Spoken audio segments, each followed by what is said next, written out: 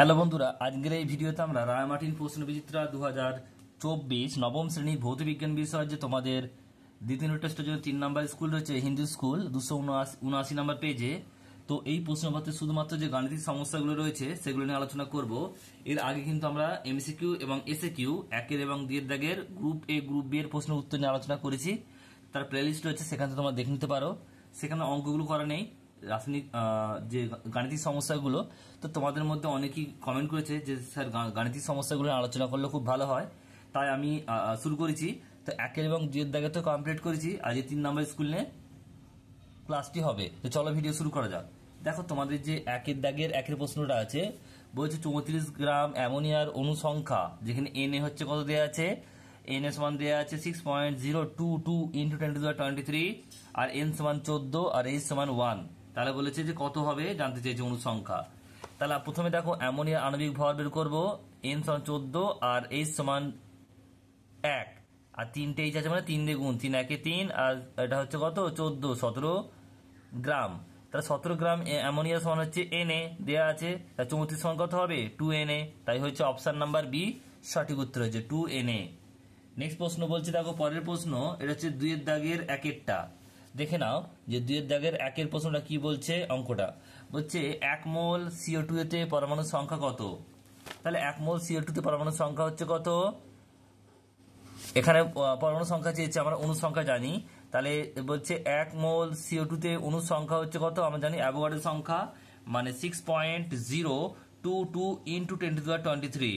আর 1 মোল CO2 তে পরমাণু সংখ্যা মানে কি হবে, আমরা 3 দিয়ে গুণ করব। কারণ কি, কারণ দেখো এখানে যে CO2 তে এক অণু কার্বন এবং 2 অণু অক্সিজেন আছে, তাই এখানে 3 অণু 3টি পরমাণু হবে, তাই 3 দিয়ে গুণ করবো। পরমাণু সংখ্যা মানে 3 দিয়ে গুণ করবো, 3 ইন্টু 6.022 ইন্টু 10⁻23, মানে এটা গুণ করলে হবে 18.066 ইন্টু 10⁻23। এটা হচ্ছে উত্তর। নেক্সট প্রশ্ন পরেরটা বলছে, দেখে নাও। পরের প্রশ্ন রয়েছে অথবা প্রশ্ন। কি বলছে দেখো, একের দাগে দুইয়ের দাগে একের অথবা প্রশ্ন বলছে 4.9 গ্রাম H2SO4 এর মোল সংখ্যা কত। তাহলে কিভাবে করবে দেখো, H2SO4 এর আণবিক ভর বের করতে হবে। হাইড্রোজেন মানে 1, দুটো আছে মানে 1 ইন্টু 2, এস হচ্ছে কত 32, আর ও হচ্ছে 16। ও 4টে আছে মানে 16কে 4 দিয়ে গুণ, 2 একে 2, 32 আর 4 64, যোগ করলে হবে 98 গ্রাম। তাহলে H2SO4 এর আণবিক ভর হচ্ছে 98 গ্রাম। তাহলে কি লিখবে, 98 গ্রাম H2SO4 সমান হচ্ছে 1 মোল H2SO4, 1 গ্রাম সমান কত হবে 1/98, আর 4.9 গ্রাম, 4.9 গ্রাম মানে কত হবে 1 ইন্টু 4.9/98। 10 মিটার তুলে শূন্য বসালাম, একটা 10 বসলো। আর যদি আমরা কাটাকুটি করি 49 দিয়ে, 49কে কাটলে 1 হবে, আর এটা কাটলে 2 হবে 98। তাহলে কত হচ্ছে 1/20, আর এটা আমরা ভাগ করে দেবো।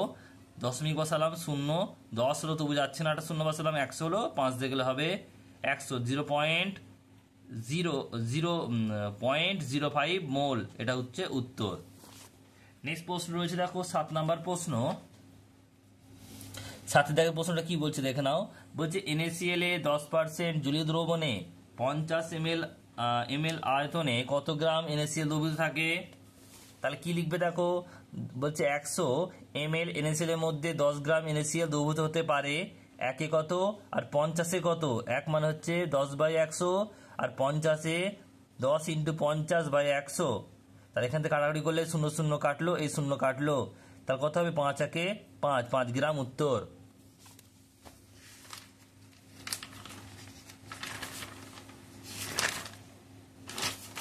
নেক্সট প্রশ্ন রয়েছে দেখো পরেরটা, 3-এর দাগের অথবা।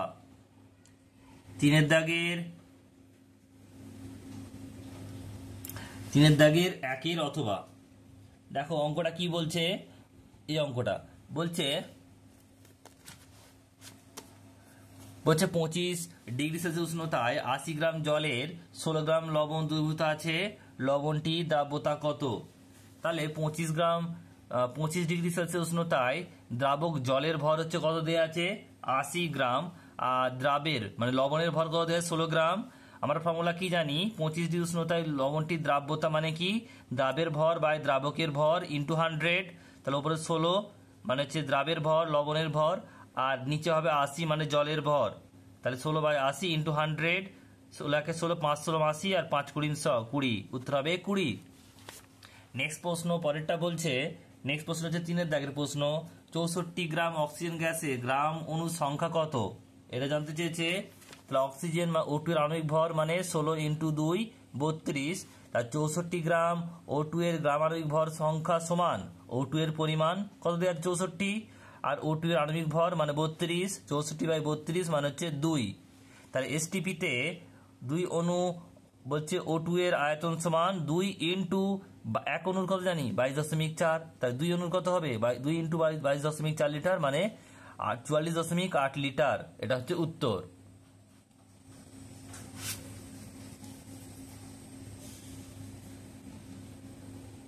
এরপর রয়েছে দেখো 4-এর দাগের প্রশ্ন, বলছে 100 গ্রাম ভরের একটি গতিশীল বস্তুর গতিশক্তি 200 আর্ক বস্তুটির ভরবেগ কত। কি করবে, প্রদত্ত ভর সমান কত দেওয়া আছে, বস্তুটি m সমান হচ্ছে 100 গ্রাম, গতিশক্তি E সমান হচ্ছে 200 আর্ক, আর ভরবেগ P সমান হচ্ছে কোশ্চেন মার্ক বের করতে হবে। তো আমরা কি জানি ফর্মুলা, ভরবেগের ফর্মুলা হচ্ছে P √2me। এখানে 2 মানে 2 হবে, 2 মানে 2 দিলাম, m ভর মানে হচ্ছে 100, আর E মানে হচ্ছে গতিশক্তি কত দেওয়া আছে, এটা দেওয়া আছে 200। তো আমরা 200টাকে ভেঙে নিলাম, 2 ইন্টু 100, এটা 2 ইন্টু 100, এটা 2 ইন্টু 100, তাহলে কত হচ্ছে, এই দুটো 2 এর জন্য একটা 2, দুটো 100 এর জন্য একটা 100, তাহলে 200, এটা হবে কত gram into cm per second, এটা হচ্ছে উত্তর।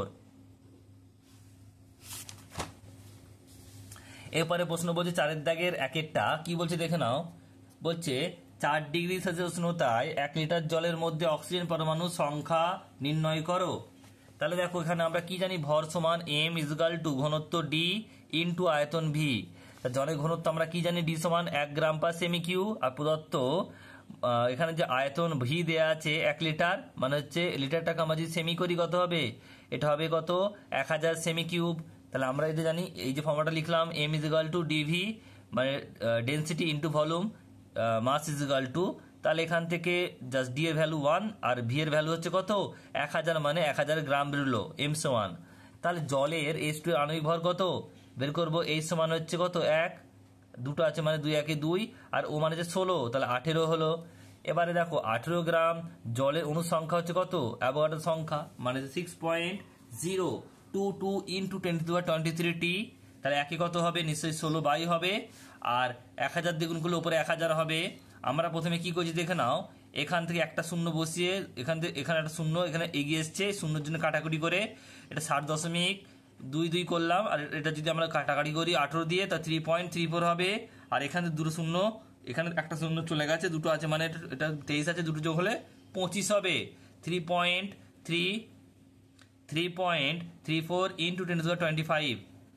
এবার দেখো এখানে বলছে প্রতিটি H2O অণুতে অক্সিজেন পরমাণু সংখ্যা একটি আছে, তাহলে 1 দিয়ে গুণ হবে, তাহলে যাকে তাই হবে, মানে যেটা ছিল সেটাই হবে 3.34 ইন্টু 10⁻25। যদি এখানে অক্সিজেন না বলে যদি বলতো হাইড্রোজেনের, তাহলে কিন্তু এটা দেখো হাইড্রোজেন সংখ্যা কত আছে, দুটো আছে, দুটো অণু আছে, তাহলে এটা পরমাণু সংখ্যা কত হতো 2 দিয়ে গুণ হতো, কিন্তু এটা জলের বলেছে, অক্সিজেনের বলেছে, তাই এটা কি হলো 1 দিয়ে গুণ হলো, তার মানে সেটাই উত্তর রইল। নেক্সট দেখো পরের প্রশ্ন কি বলছে, পরের প্রশ্ন রয়েছে, এটা রয়েছে দেখো 4-এর দাগে অথবাটা বলছে 4-এর দাগের অথবা প্রশ্ন কি বলছে,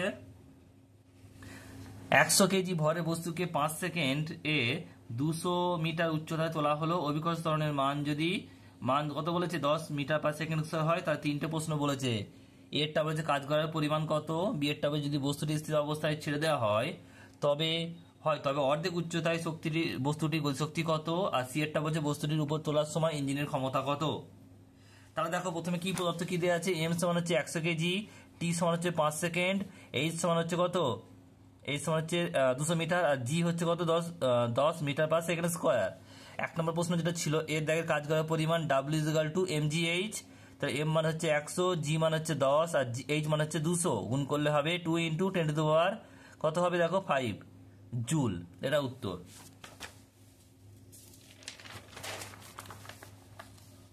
নেক্সট প্রশ্ন দেখো, এটা একেরটা হলো, দুইয়েরটা কি বলছে, যদি বস্তুটি স্থির অবস্থায় ছেড়ে দেওয়া হয় তা অর্ধেক উচ্চতায়।